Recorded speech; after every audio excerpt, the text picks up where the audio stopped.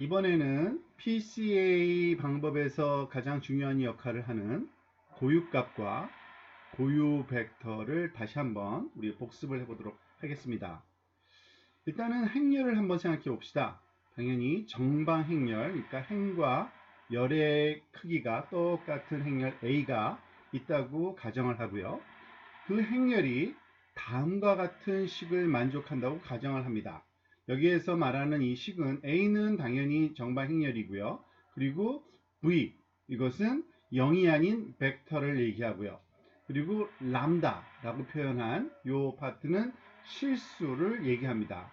즉 어떤 벡터의 행렬을 곱했는데 그 결과값이 그 벡터에다가 실수값을 곱한 것과 똑같다.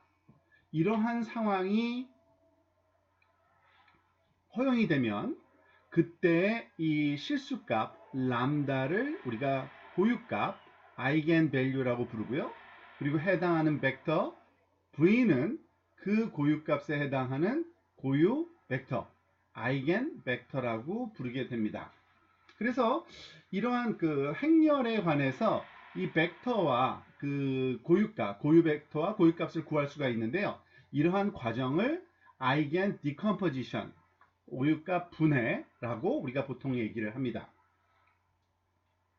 여기에 보면 어떤 행렬 A가 있을 때 그 행렬 A의 고유 벡터는 이 행렬 A를 곱해도 그 행렬을 곱한다는 것은 어떤 변환을 수행하는 거니까 변환을 해도 방향이 바뀌지 않는 그러한 방향 또는 벡터를 얘기하고요. 그리고 고유값은 변환된 고유 벡터와 원래 고유 벡터의 크기 비율, 즉 변환 후에는 어느 정도의 크기의 변화가 있는지를 나타내는 것이 소위 고유값이라고 우리가 이해할 수 있겠습니다.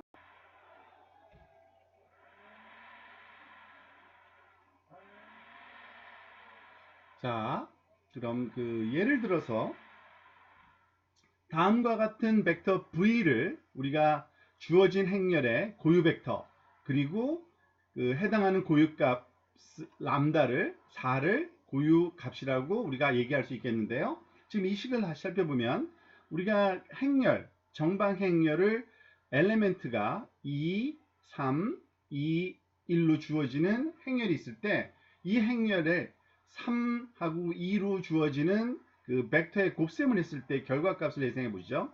2 곱하기 3, 3 곱하기 2, 6 더하기 6이니까 12가 되겠고요. 당연히.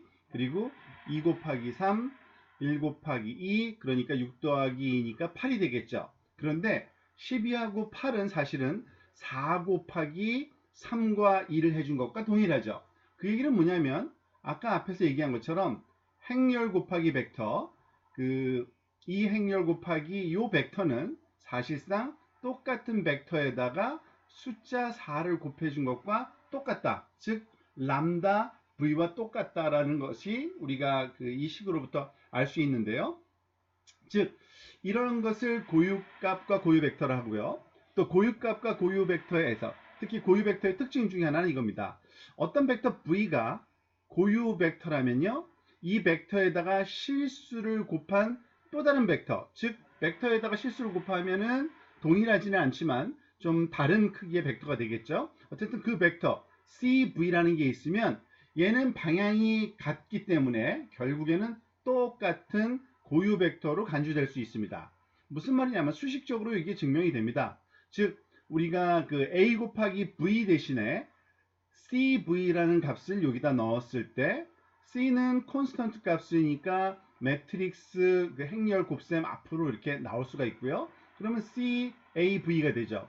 근데 정의에 의해서 행렬 곱하기 V는 그 람다 V이기 때문에 C 곱하기 람다 V가 되고 C도 실수, 람다도 실수니까 어떻게 돼요? 순서를 바꿔도 상관없거든요. 람다 곱하기 CV. 그 얘기는 뭐냐면 CV라는 벡터는 A라는 행렬에 대해서 고유 벡터로 우리가 간주할 수 있다는 얘기입니다. 즉 고유 벡터의 스케일 값을 취했을 때 값을 변화시켜서 크기를 변화시켰을 때 그 벡터는 또다시 고유 벡터가 됩니다.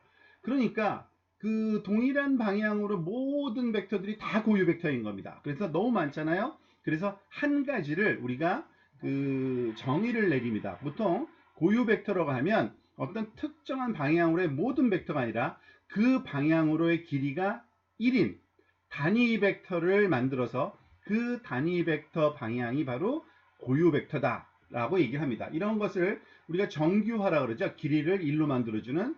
그 수식은 굉장히 간단합니다. 우리가 벡터 리뷰할 때 본 것처럼 어떤 벡터 V가 있을 때 그 벡터 V의 길이로 나누어 주면 이 벡터는 소위 우리가 그 단위 벡터다 라고 얘기를 하죠. 길이가 1인. 그렇지만 방향은 똑같은.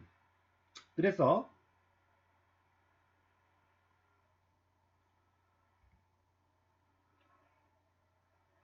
좀 할까요? 여기 있네요. 지우고. 따라서 그 위의 행렬 A의 고유값의 고유 벡터는 사실은 3과 2라고 하는 것은 그 보통 맞는 얘기가 아니고요. 람다는 4일 때 아까 3과 2였는데 3의 제곱 더하기 3의 제곱 더하기 2의 제곱은 그 13이니까 13을 스퀘어 루트 씌운 게 길이겠죠. 그래서 고유 벡터 V는 루트 13분의 3, 루트 13분의 2에 해당된다. 뭐 정확한 숫자로는 0.8321, 0.5547이 고유 벡터다라고 우리가 말할 수 있겠습니다. 자, 다음으로 넘어가 볼까요?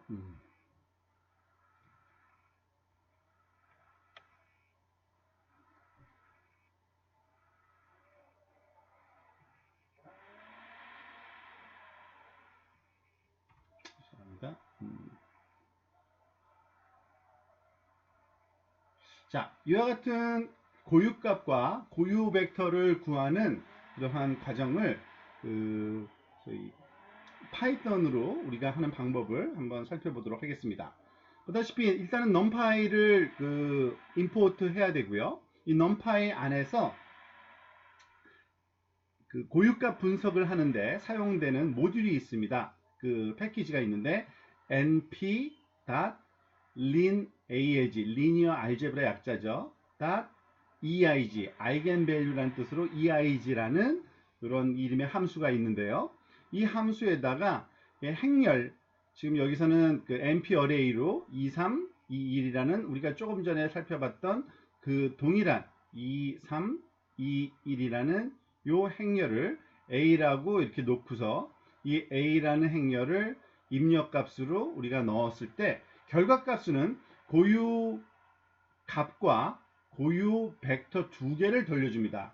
고유 값은 숫자들이 나란히 시퀀셜하게 주기 때문에 이건 벡터로 받고요. 그리고 요거는 그 벡터들의 그 시퀀스니까 행렬로 받게 되어 있습니다. 그래서 지금 V를 프린트 해봤더니 어떻게 돼요? 당연히 4라는 것과 마이너스 1 두 개의 아이겐밸류 고유값이 얻어진 걸 알 수 있고요. 그리고 주어진 그 고유값에 해당되는 고유 벡터가 순서대로 나타납니다. 지금 여기서 말하는 U는 또다시 2x2 행렬인데 그 중에 첫 번째 열이 소위 그 첫 번째 그 고유 벡터에 고유값에 해당되는 고유 벡터고요.